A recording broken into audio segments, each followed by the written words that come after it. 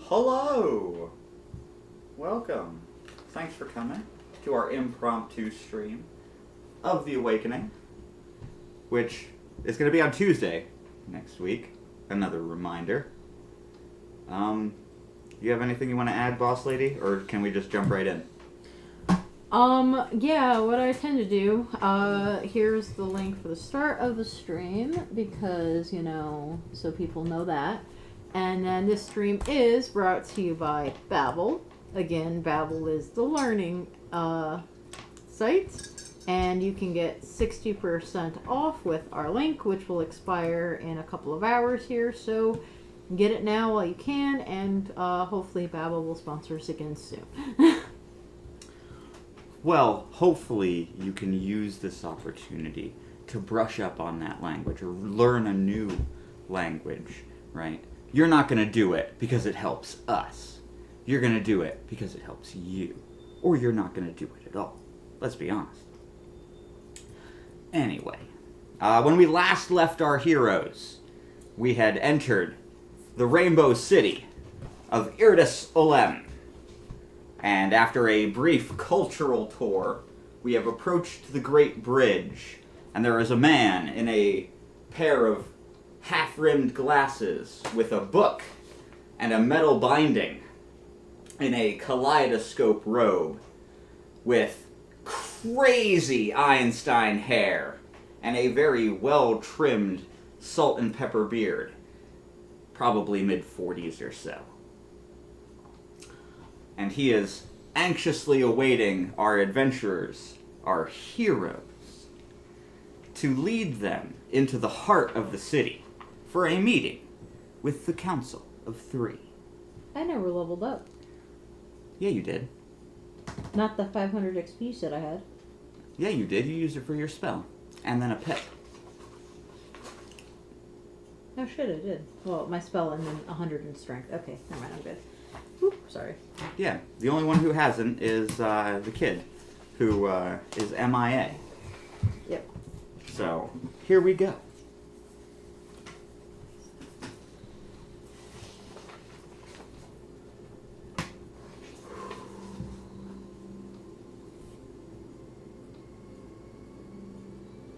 Ominous already. You're ruining the moment.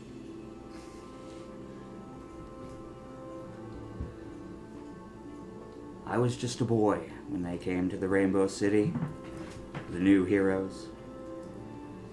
They used to say, you should never meet your heroes. I'll never forget the first time I met them.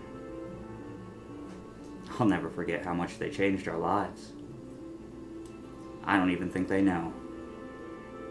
Maybe one day I'll see them again and tell them. This is the story of the time the heroes met Miranda.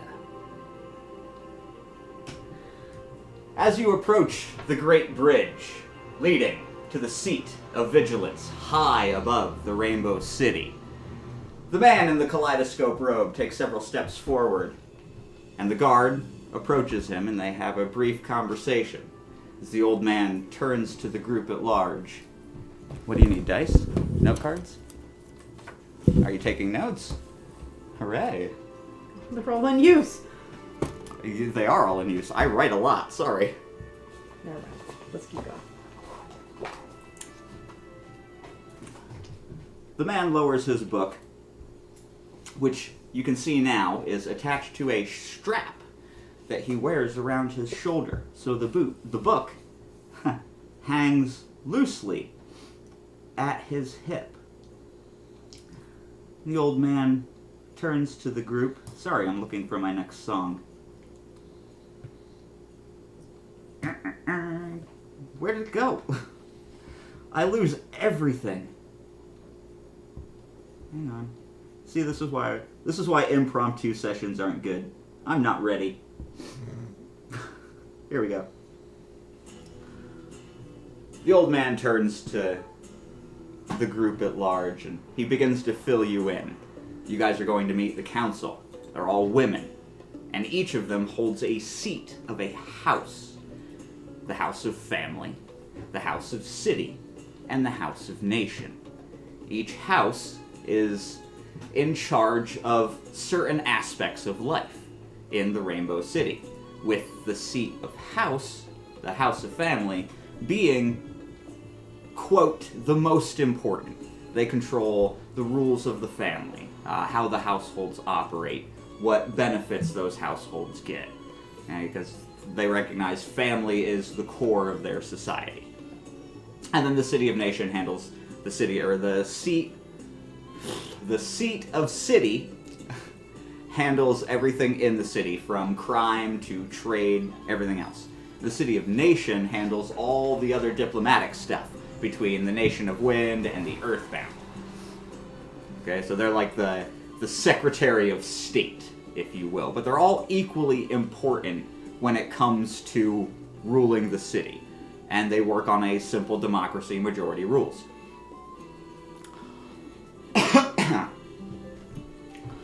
Once the old man finishes explaining to you how this is going to work, you notice the guard has gone, and it's just the man in the kaleidoscope robe now.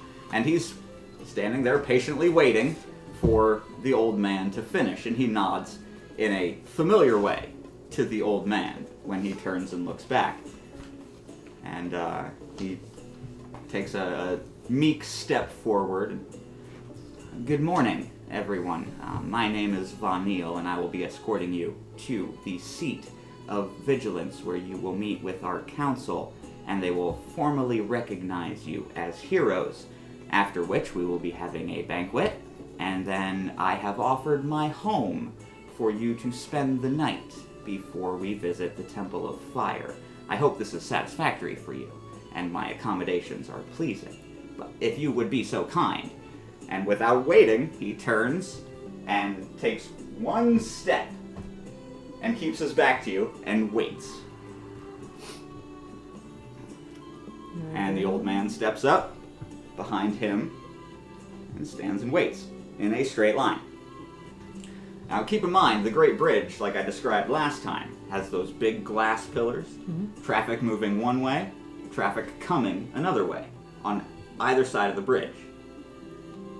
Okay? We are in the middle of the bridge. And now you got two people lining up single file in the middle of the bridge. I guess we line up behind them. Like good little ducks. Okay. As the last of us step in line, a small piece of slab lifts out of the ground right underneath us and begins to scoot across the bridge. Okay. So, bridge is about 3 miles. Trip takes 2 minutes. You guys are moving. No wind, right? Yep, it's just smooth sailing. And Von Neal doesn't speak. The old man doesn't speak. He just stands there with his hands behind his back and waits. Occasionally he'll bob up on his heels, up on his tiptoes. The lift comes to a stop and he just kind of steps off. And before you is a large metal tower, gleaming silver, specked with the rainbows of the setting sun, reflecting off the crystals all around the city. It looks incredible. Trust me. At the base, where you step off the lift, is a large metal door. No handles, no hinges, and 2 guards on either side. Now the guards are the standard guards that you've seen in the city. They have the breastplates emblazoned with the flame crest of the city, which is just a spiral fire with different multicolored streams, right? Okay. And each are armed with... Boy, how do I... Okay, you know how those old candle wicks, they'd have the long stick and then the flower, and you'd put the candle in the middle? Right? So it's got like... It's like a tuba or a trumpet. Yeah. Right? Okay. That. And then a spear tip that's about the width of my wrist. So probably 3 inches Okay. of shaved, sharpened metal coming out of the top of the trombone. Okay. And that's what they're armed with. And they're standing at attention. Don't even acknowledge that, the heroes just come up. One of them just kind of, bang, slams that thing down. And the reverberating noise coming from the trombone part is almost like a cry. It's short and sharp. And the door, what's the word I want? Drifts back about 6 inches and slides in either direction as it opens, revealing a sterile white inside chamber. As high up as you can see, it's all stark, sterile white, all the way up.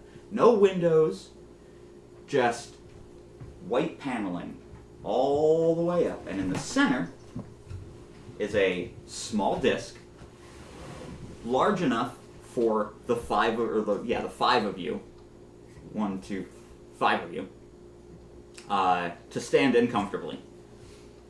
And around the disc is a large glass pillar going all the way up to what you assume is the ceiling. And then there's a hole there where you can see the upper floor. And the upper floor is flooded with light.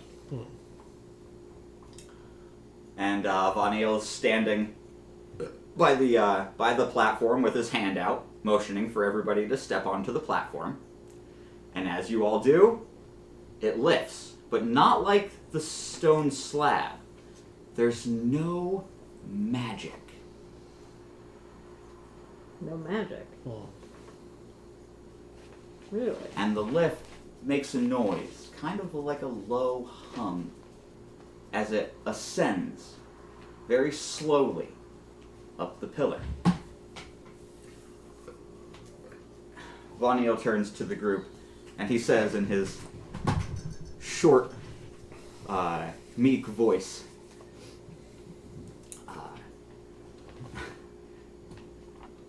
the seat of house is my wife. I advise you all to be on your absolute best behavior, especially if you will be staying in our home this evening. My wife can be abrasive. And the old man just,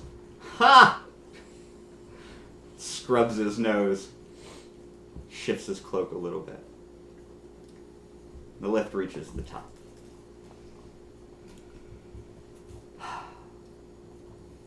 The top of the seat of vigilance is all window. And it's the point of the day now where all of the reflected light focuses on the seat, which lights up the entire room. And as the lift comes up, you see it's a large glass dome situated on top of the floor. And at the far end, facing you, so you're facing it when the elevator comes up, at the far end is a small dais, about 4 steps. And on the dais are 3 podiums, each with a different symbol on the front. One of them is the circle map of the circle trisected map of the city. The other is a standard Idris Olem house with a rainbow paint. And the third is the entire world area, the comma-shaped landmass that is North America, representing the nation. Okay. And I need to find my song again, because there is a very specific Can thing you that help needs to opening it, or play you got right it, now. buddy? Oh, you got it. You good? Yeah, you got it. Great.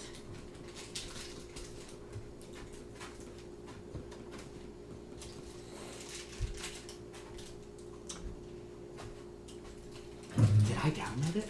I don't think I did. Oops. Anyway, alright. There's supposed to be a big dramatic song here, but we'll skip that part. As the lift comes to a stop, there is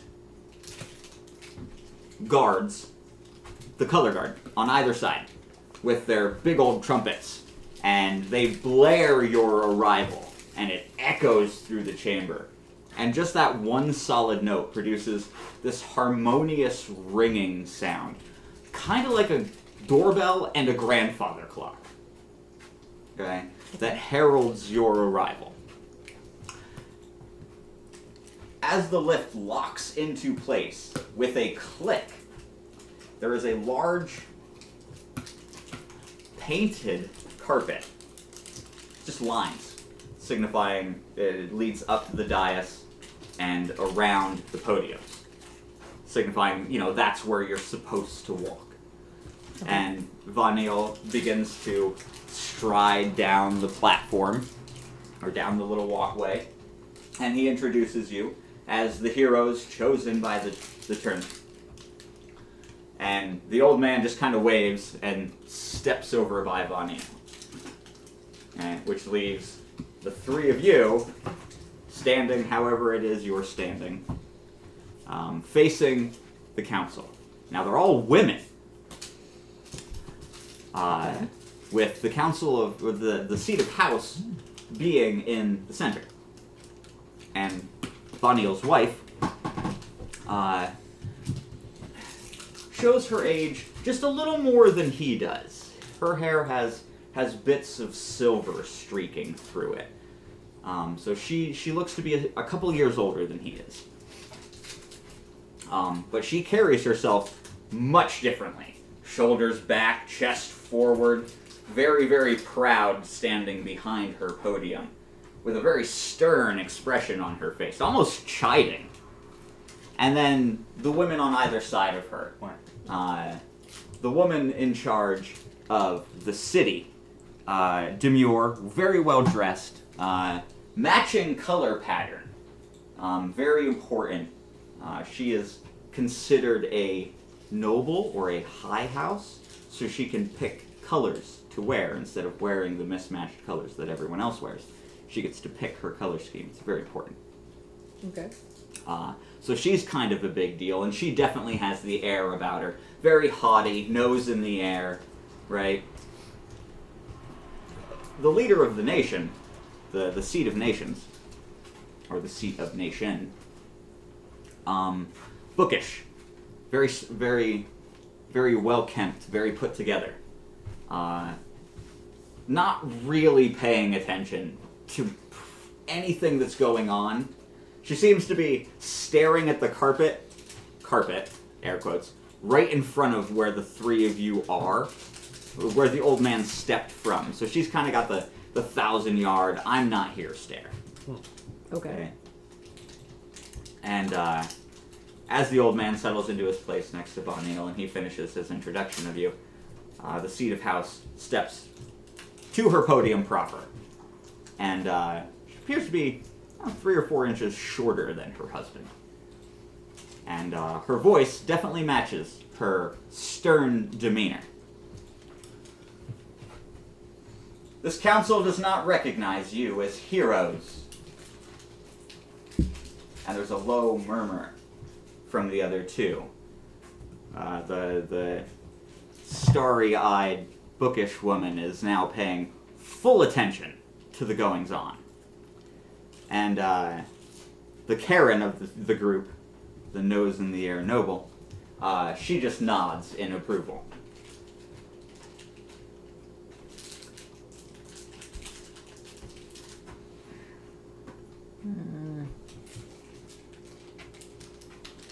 You appear confused. Allow me to explain. Never in the history of the Tournament of Legends has there not been a victor decided. The attack on the tournament was unfortunate. However, this council does not recognize you as heroes chosen by the tournament. Therefore, we cannot grant you access to the Temple of Fire. If you wish access to the temple, you must prove yourself to the city. Should you choose to accept,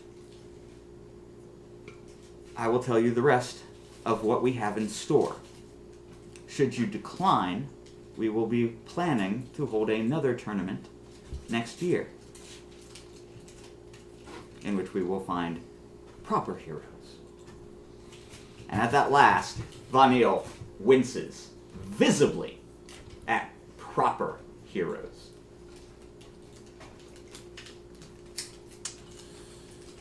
Well, somebody woke up on the wrong side of the bed this morning.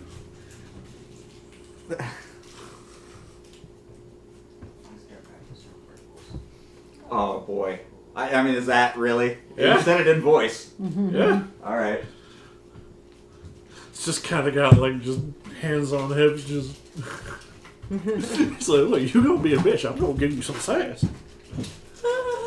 She keeps her composure, but her brow does furrow. She is not used to being spoken to in such a manner.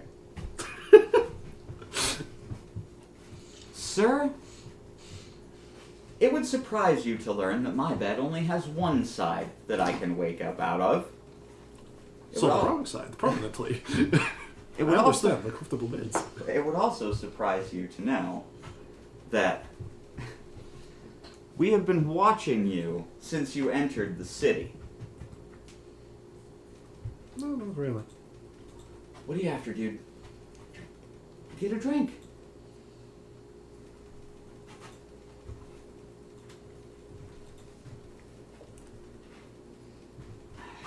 Perhaps we got off on the wrong foot. Hey, did you get your soda already? No, remember, because I need to go with him.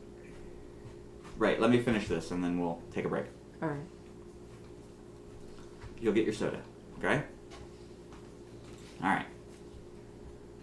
Perhaps we got off on the wrong foot. Perhaps that's my fault. Offered me just for a drink. Okay.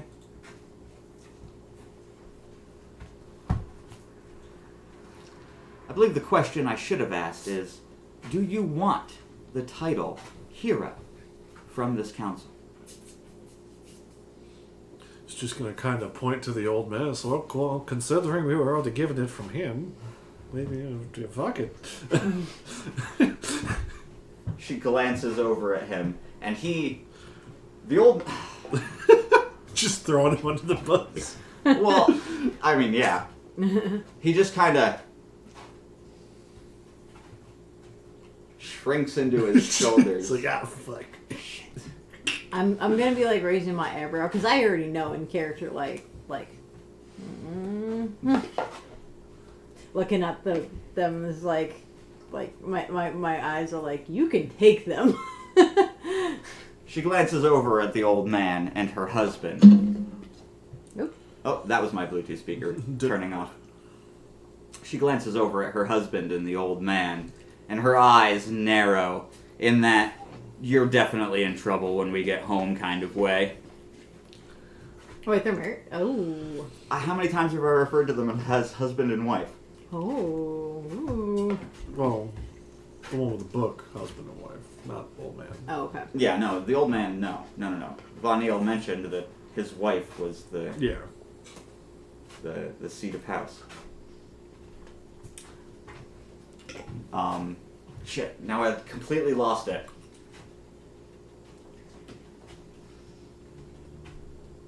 Oh, okay. She looks over at the old man and her husband, narrows her eyes. Oh, he's definitely going to get it later. She turns her attention back to the group. We've received word that some Gadai are gathering outside of the city. They plan on raiding the gate. This is a problem for several reasons. The first of which is Gadai leaving the Badlands. The second of which being our guards are not prepared to deal with a raid. So, all that we request is that you bolster our guard. One night, standing watch. If the gate stands in the morning, we grant you your title and access to the temple. If the gate falls, the city falls with it. And you have not only failed yourselves, but you have failed this entire city. Our weapons were removed, were they? No. You guys still have all your weapons. Oh, well, he's just gonna go ahead, have this axe up onto his shoulder. He's like, well, either gonna die or gonna die. Fuck it, let's go. That's about what I expected from an Earther. You wanna fucking fight? You might have a very large hammer, sir, but I assure you I would be more than a match for the speed at which you can swing that. She looks to her husband, and he's just kind of... Literally stares. Challenge accepted. He's vigorously nodding. He sees the nothing and be like even more. He's like, oh, challenge accepted.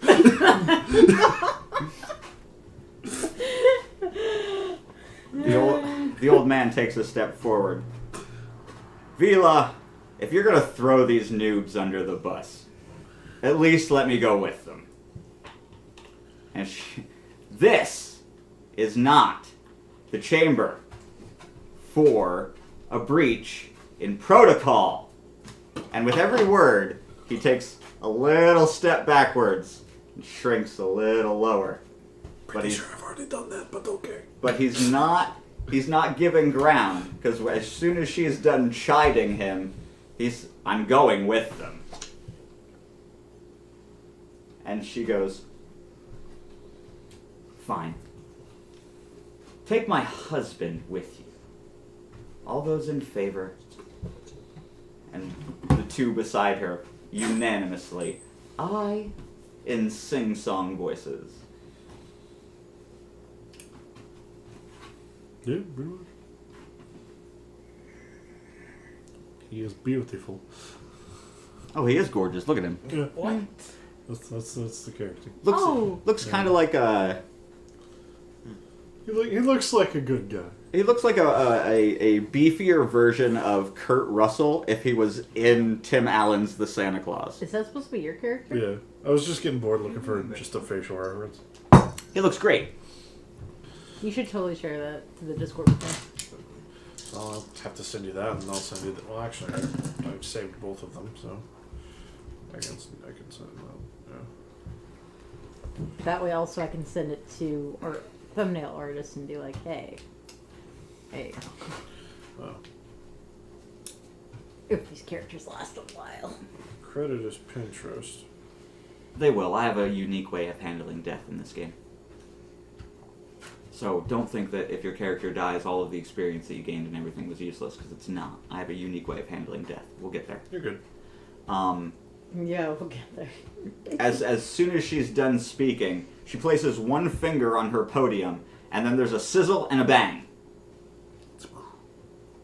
And the color guard on either side of the elevator, again, sound their trumpets, the big ring, and the meeting is adjourned. And with a click, you hear the elevator unlock. What's up, buddy? Jaden, put on your shirt and your shoes and stuff. You're gonna go for a walk soon. We're gonna be taking a break here in just a second. Okay. Go get ready, okay? Oh, excuse me. Excused. Vanio starts to motion you guys with alacrity. He's motioning for you guys to get on the lift and get out of this room. It's like, fine, but I'm fighting your wife later. You're like, you really... Oh, God. We're gonna be under the same house. It's gonna happen. I'm sleeping outside tonight. Yes, you are. Come on. Well, it's okay. We sleep outside together. It's good. Builds character. The lift clicks as it begins to go down as you guys converse about the sleeping arrangements. Startled Bell. The lift reaches the bottom and you guys head back out onto the Great Bridge proper. The old man had been talking to Von Eel about getting supplies. So he says he's going to head into the city and he's going to leave you guys. He knows where Von Eel lives. He'll find the house. And he will catch up with you guys at dinner. So Von Eel offers to take you guys to his home. Oh boy, the brawling ground. If you wanted to fight my wife, wait until you meet my mother-in-law. Oh, even better. I fear if she ever got serious, she would be the end of all of us. She's scarier than any dragon, I assure you. You just see his eyes glow. It's like, ooh. Instead of getting back on the lift to head into the city proper, he begins to walk around the seat, the pillar, holding up the seat of vigilance. And it's about a quarter of a mile around, and you come to the second great bridge that leads to the residential area of the city, where both nobles and commoners live in pretty close accommodations. Okay. Most nobles generally have a second-story room or a cellar. That's really the only distinguishing feature between a noble's house and a commoner's house. Most commoner houses are just one floor, several rooms. It's all very simple, but bright, colorful. So as you're on the bridge leading across, Vaniel begins to tell you, about his family, his mother-in-law, his two children, twins. Is it paternal or fraternal twins? The ones that don't look the same. Fraternal, Fraternal? I think. With an F? I think so. Oh, well, they're twins that don't look the same. They're both 9. He has a boy and a girl. Okay. And they affectionately refer to them just as boy and girl. So they call them Val and Ver, because that is the honorific given to children. So the boy is Val, and the girl is Ver. And the kids, he tells you, they call his mother-in-law Vernie, because she hates the Sir honorific that you get when you become an elder.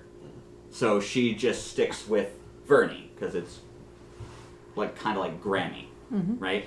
That's her thing.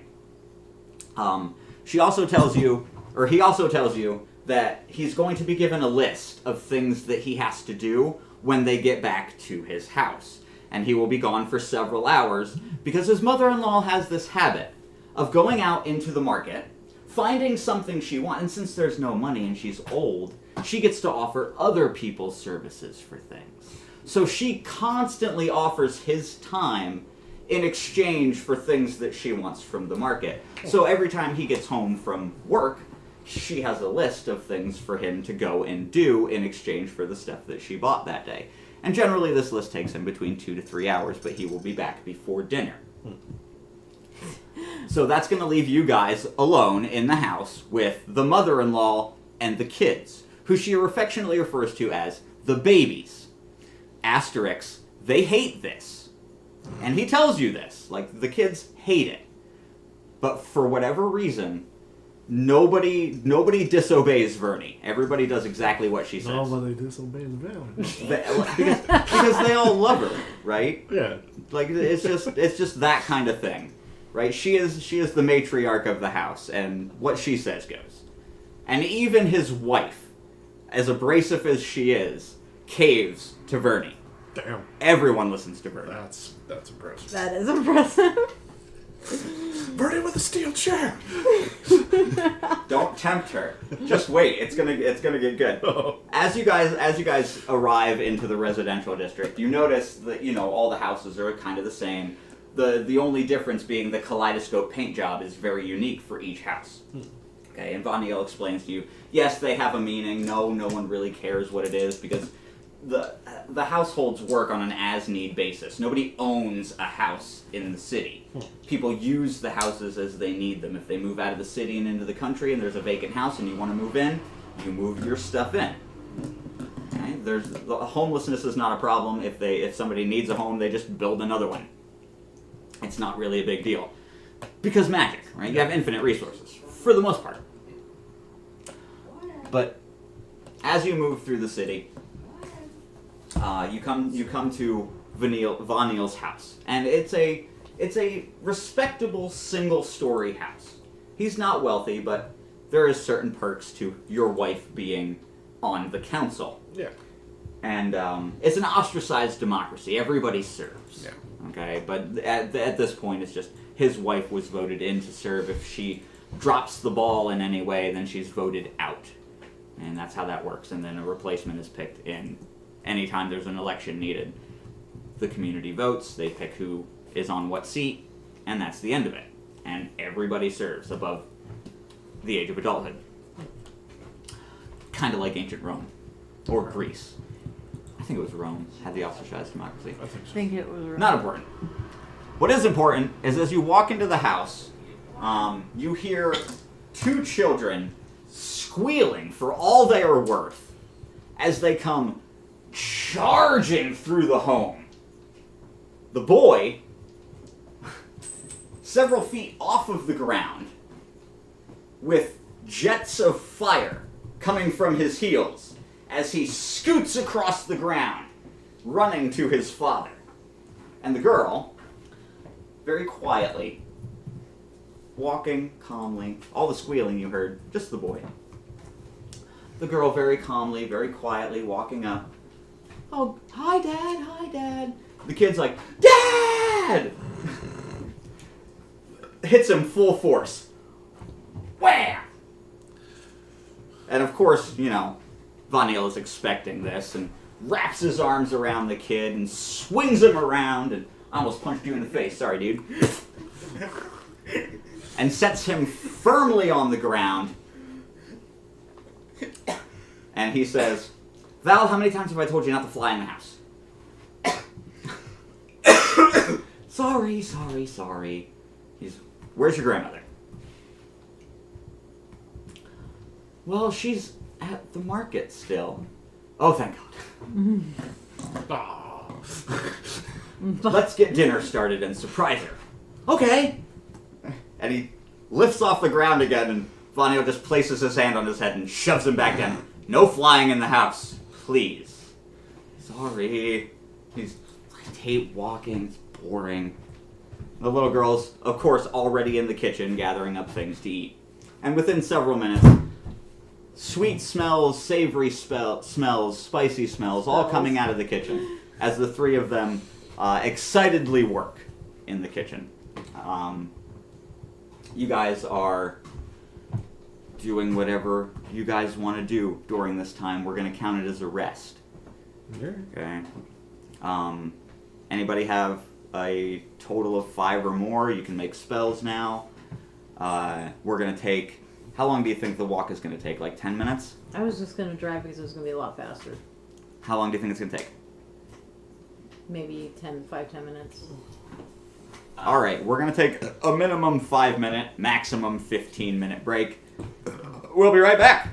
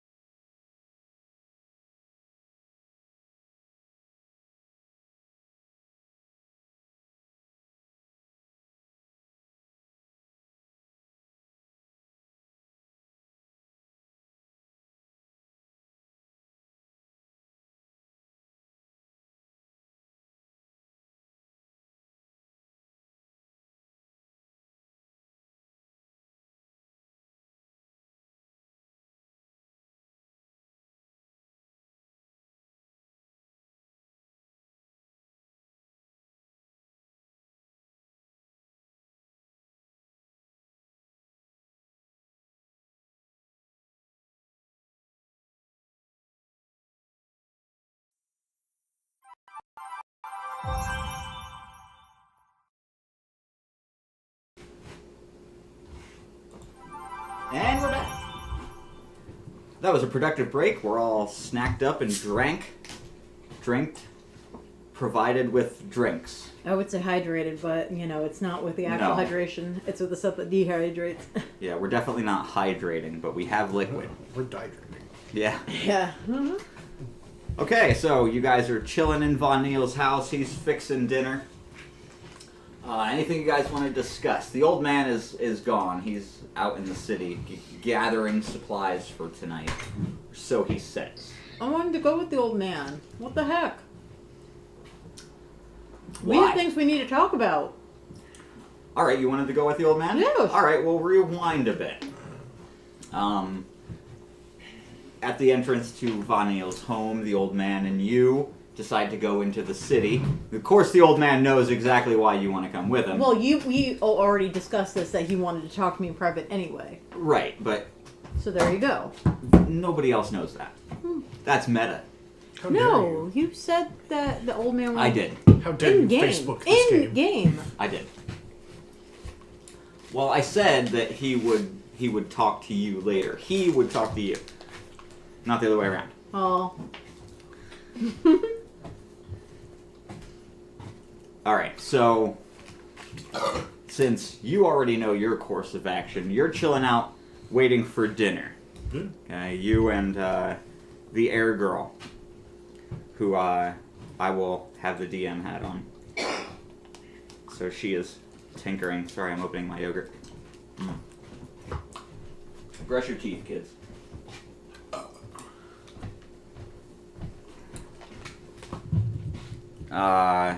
Kids are in the kitchen. Von Neal's in the kitchen. That's my Bluetooth turning on. Anything you want to bring up, role play, or do I put on my old man hat? Is there anything for your end? Are you good?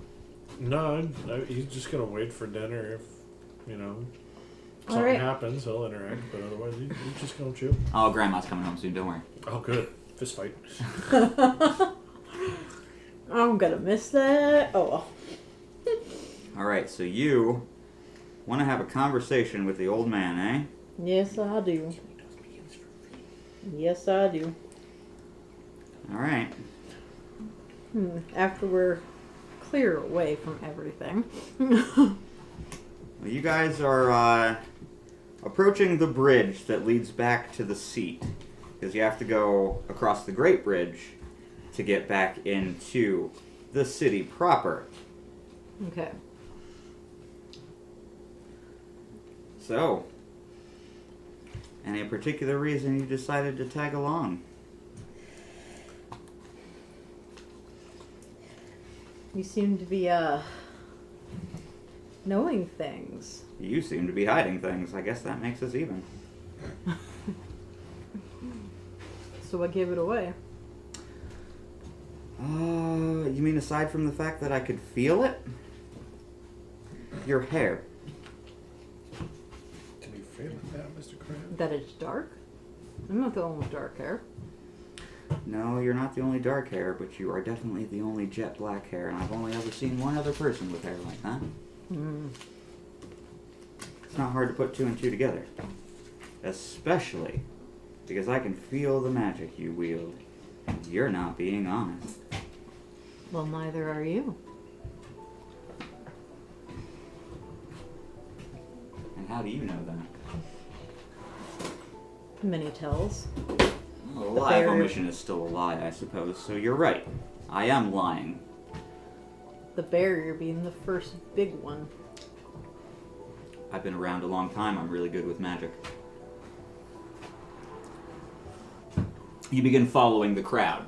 No longer able to take the lift, you no longer have a city worker with you. So you have to follow the crowd in the street. Which means you're pretty much shoulder to shoulder with the old man now. Okay, but you're also surrounded by a crowd of people. So you have the dull roar of their voices, which means you can talk in relative quiet. But you do pick up a couple of things, folks talking about the explosion at the tournament and the rumor that the city's going to be attacked. Okay, and that seems to be the common trend amongst the conversations that you can hear as you're talking to the old man. Okay.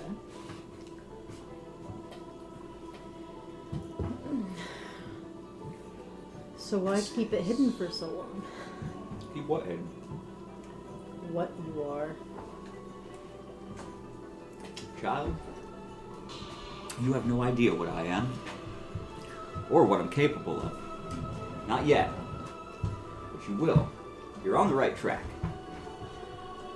So, we need food. So you guys step off the bridge, you're in the city proper, and you see some of the market stalls starting to close. The sun is going down. Roll me a d12. Back to you. D12.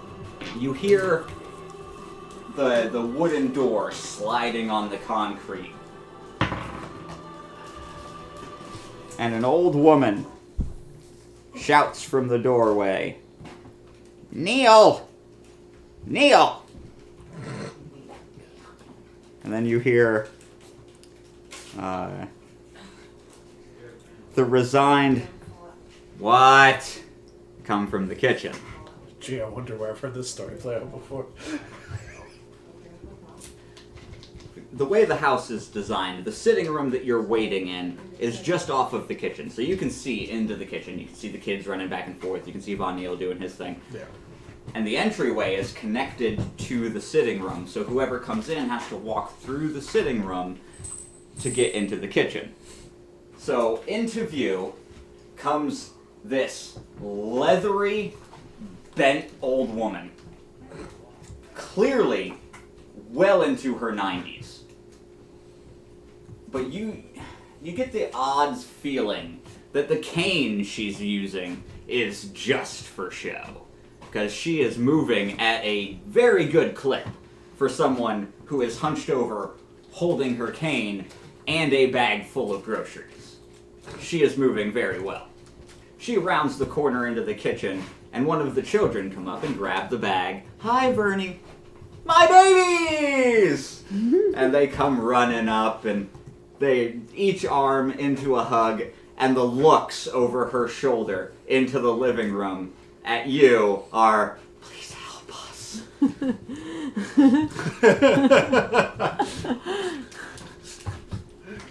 She lets the children go and stands back up without so much as a groan. Almost full height, forgetting her little hunch. And she says to Von Neil, "Who's your tall drink of water in there?" Oh, God. "Vernie, that's one of the heroes from the tournament." She looks over her shoulder and she kind of peers around the corner and up and downs you from your perch on the little chair you're in. "I've seen bigger earthers, but he'll do. Listen, I was at the market today, and I got all this stuff, but I need you." And she just goes in. Go here and do this. Go here and fix that. Go here and listen to this problem. I need you to mediate this. And then finally he's like, "Whoa, hang on, please, just a minute." And back to you. All right. What'd you roll on a d12? 3. I thought you rolled a 5. I rolled a 3. What's your DC Oh, DC? on your character sheet, dear? I'm on my character sheet. I see damage. DC is under your charisma. Okay. You never wrote it down. How do I figure? You never wrote it down. Every 3 charisma is 1 DC. So 2. I think. Hang on. Let me check my handy dandy stat book. Well, I've only got 4 charisma. Every 2 charisma is 1 DC. Oh, Sorry. Yeah, True. every 2. All right. Yeah. Every 2. All right. So it's plus 3. Okay, so it was 3 plus 3? Yep. So 6. Okay. As you're shopping, the old man wanders up to a stall that was just getting ready to close and starts bargaining for some supplies to keep monsters away. And I air quote monsters. It's just a special herb that you burn that is rumored to keep away spirits, but most people don't venture outside of the city walls without it. So he's arguing with this man about getting some. Okay. You're just kind of standing outside the stall, right? Doing what you do when you wait. People watch. Mm-hmm. Okay. And you notice, I do like watching the peoples. a small boy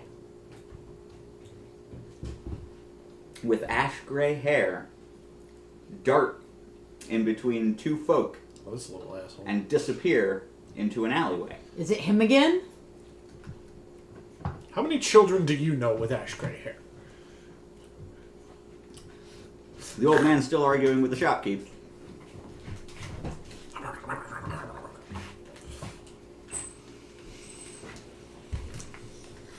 Tick-tock. Follow him down! Damn it! You're just gonna run after him? Yes! You're not gonna... Alright. I'm gonna yell, him! And I run. I bolt. Alright, so you take off down the alley after the kid. And a bunch of people are like, whoa. Right? That's very odd behavior for closing at the market. And, you don't hear the old man. You didn't see his response because you bolted as soon as you yelled. Yep. So you make your way to the mouth of the alley where this kid disappeared. Yep. I'm gonna die. And at the far end is a wall that goes up one story. And that's it. It's empty. The old man comes walking up beside you. What'd you see? That kid again. There's no way he got into the city. I promise. Gnolls don't make it this far. Come on. We're going back. I got everything we need. Are you sure you saw him? As you guys are walking through the city, heading back to the bridge. Are you sure you saw him? Absolutely. Same kid. Same kid. Ash gray hair. Darting through like he did at the tournament. Well, if he is here, then he found a way to mask himself, because I can't feel this void. I promise. There's no way Null made it into the city. Guards are too good for that. They know what to look for. He absolutely made it into the city. You can't convince me otherwise. Well, until we see him again, there's not a whole lot we can do about it, is there? Nope. You guys start making your way back. Back to you. So your dragon senses are tingling? I'm gonna say that too. No. And I don't have dragon senses. It's fucking stupid. Earth senses maybe, dragon senses no. That's just fucking stupid. As Vernie and Neil... I know. just don't make this. As Bernie and Neil are arguing about how Von Neil is going to spend the rest of his evening, the door opens again. And coming through the sitting room is Vila, Von Neil's wife. And she taps her mother on the shoulder, and she stops her arguing and turns. And Vila just gives her a great big hug. And Von Neil pokes his head around the corner. He's like, dinner? 5 minutes? As soon as everybody gets back. And he motions for you to come out into the kitchen. Fine. He'll go ahead, he'll do so, kind of just like squeeze himself around the hug and be like, oh, so you do know affection even if you woke up on the wrong side of bed. Pretty good to know. And the woman that responds to you is entirely different than the woman who was behind that podium in the seat. An entirely different woman. Warm eyes, a very welcoming smile, very motherly. Just filled with life. Very vibrant woman. But she still has that edge to her voice, right? The I will take no shit from you. Okay? But very welcoming. She's like, oh, I know, I'm so sorry that was your first impression. I have to maintain an image on the council, or they're like sharks in water. Not that anybody uses that. Nobody's seen a shark in a very long time. did He just shrugs me like, fine, but I'm still expecting the fight. Well, if tonight goes like we think it might, you'll have all the fight you need. Come, let's eat. Fine, but Vernie's next. As she's sitting down, as she's moving to sit down, she like freezes, right? And she stands back up. The old woman goes to her full height, like head and shoulders lower than you. Like the top of her head is probably mid-chest for you. Okay, and she takes one step right up to you, looks up, and she's like, "You might be a tower of a man, but I have seen more of life than you will ever. And I would beat you in experience in a heartbeat. No fear. No fear at all." It's like, alright, Vernie, after dinner it is.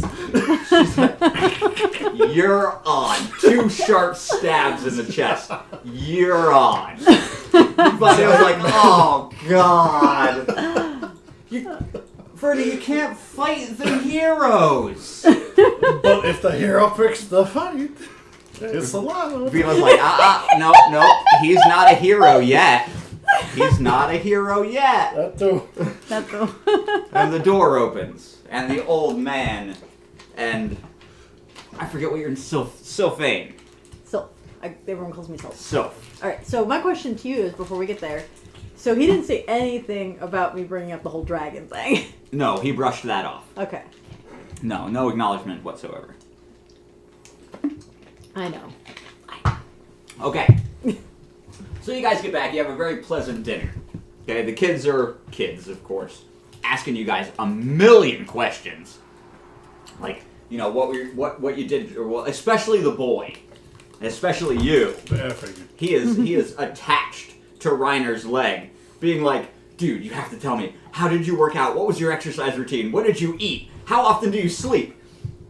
Just grilling you with questions all through dinner. He actually pulls out a small notebook. He's like, "Oh, He yes." kept detailed records.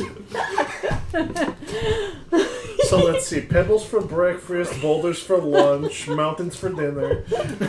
Now the whole night, all through dinner, Vernie is strangely quiet. Yeah, I'm gonna give each of you guys 500 free. Actually, you know what? Let me roll. I gotta get my curry. 600. 600 free XP for both of you. That was very well roleplayed. Thank you. I am here for comedic relief. That whole section was beautiful. And I'm here to poke holes in everything. Vernie's been strangely quiet all through dinner. How do we know it's strange? We don't As know Von Neal gets up, he steps around the kitchen to go grab dessert. Vernie speaks up. Okay. And she looks right at the old man. And she says, "You look familiar. I've seen you somewhere before." And the old man, "No, probably not me. I haven't been here for a long time." She's like, No, it's not here. I've never seen you in the city before. No, but you, I've seen you before." And she trails off for a minute, and then the recognition paints her face. "The last tournament. You participated in the last tournament." My arms crossed, eyebrows raised, like, It's like, oh, he participated in this one too. "You participated in 2 tournaments." Vernie kind of puts her chin on her palm and tilts her head a little bit, leans forward on the table. "You're an earther, aren't you?" "I am." And he kind of scooches his chair back just a little bit. She says, "What do they feed you there, keeping you looking that good? You've got to be pushing 100 by now." And his whole face turns crimson. It's like, ooh, get some gravity.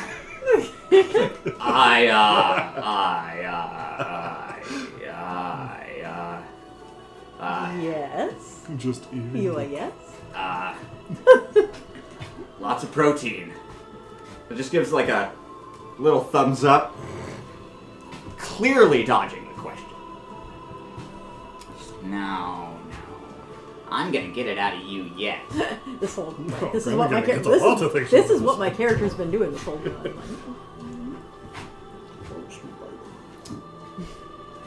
So, as dinner goes, everybody cleans up, sun has gone down. It is time for guard duty. And, Vanille makes you, reminds you to, oh yikes, reminds you Reminds you to, got it. make sure that your equipment is ready. And,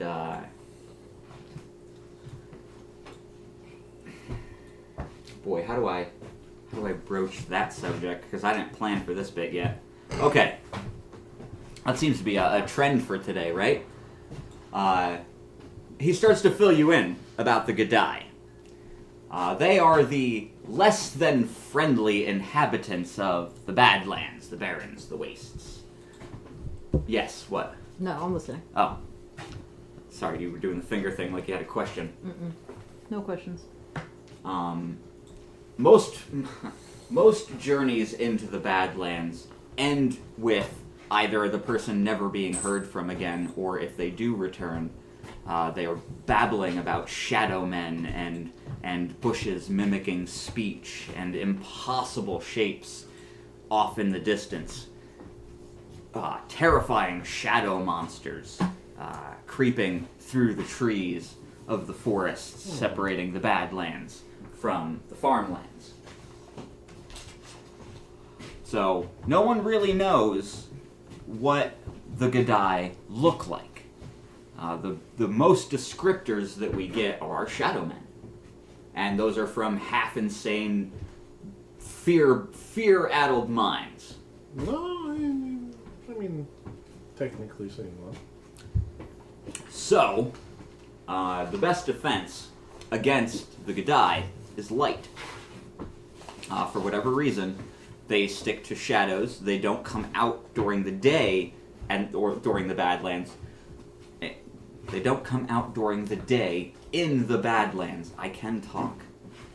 But then again, most things don't come out during the day in the Badlands because it's a desert and things are weird there. The sun doesn't always work the way you would expect it to. So the guard has a plan in place. And this is Vanille talking to you guys as you travel to the gate. I'm not, metagaming or anything.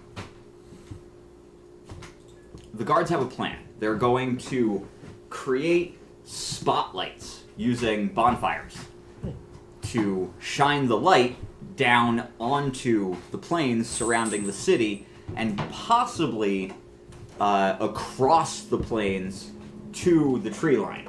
But that's 30 some odd miles away, and we haven't been able to get the light to go that far yet because we haven't found the right focus for the lens. But your job, our job, is to man the wall outside the city. We are to patrol the length between the two gates, which takes about an hour from one gate to the next gate. Alright, since there's 4 of us, we'll split into groups of 2. And we'll just work our way crisscross between the 2 gates. We'll meet in the middle, and we'll just patrol in groups of 2. One rests, the other patrols. Then rest, then patrol. Then rest, then patrol. That's the plan. Yeah? Yeah. We good with that? Great. You guys are at the gate. You've met the guard captain. You've exited the small portcullis. You're outside the city. Guards are building campfires along the outside line. Big, colossal bonfires. About 7.5 feet high, 4 feet wide, stacked in a square, full of timber and kindling. And as they build these fires, they just stick their hand in between the logs, whoof, light them up.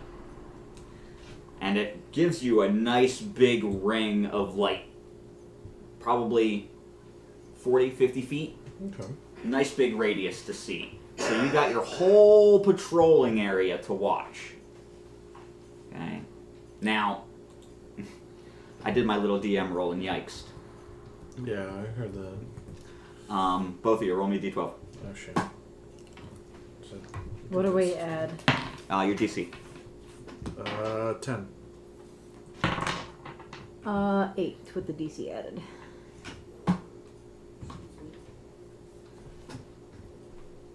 Alright. You're 5 hours into your patrol. It's been quiet all night. And one of the things that you can hear from the forest, owls. Lots of them. At least a dozen, all night long. Different pitches, different sounds. Owls. I don't believe that. All night long. You sure it's not code? Like thieves can't? How they just use the birds and stuff? Well, it could be. We don't really venture out of the city too often at night, so I'm not quite sure what the... And as he is speaking, you hear the whistle. There we go! Thunk! Thank you, Kitty. It's not an arrow. It is a metal shaft about 7 feet long. And 4 feet of it is sticking out of the crystal wall. 6 inches away from Vanille's ear. And then the screaming starts. Well, shit. Just imagine it like Indians. It seems like the shadows themselves start rushing towards the fires. Not at you, at the fires. Put out the fires.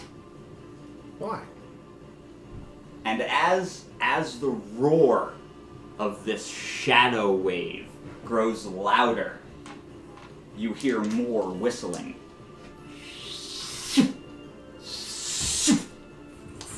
Large spikes from the tree line, arcing. Large metal poles. Thump, thump, thump.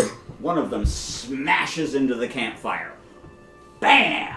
A shower of sparks and logs cascade against the crystal wall behind it. And in the blank space, the shadows swell through, forming into man shapes that start smashing the crystal with giant hammers, bars, swords, any kind of physical weapon. They're beating on the wall. Dozens of them pouring up out of the shadows, smashing the wall, and then fading back into a puddle as the next group of shadows rises up to beat against the crystal wall.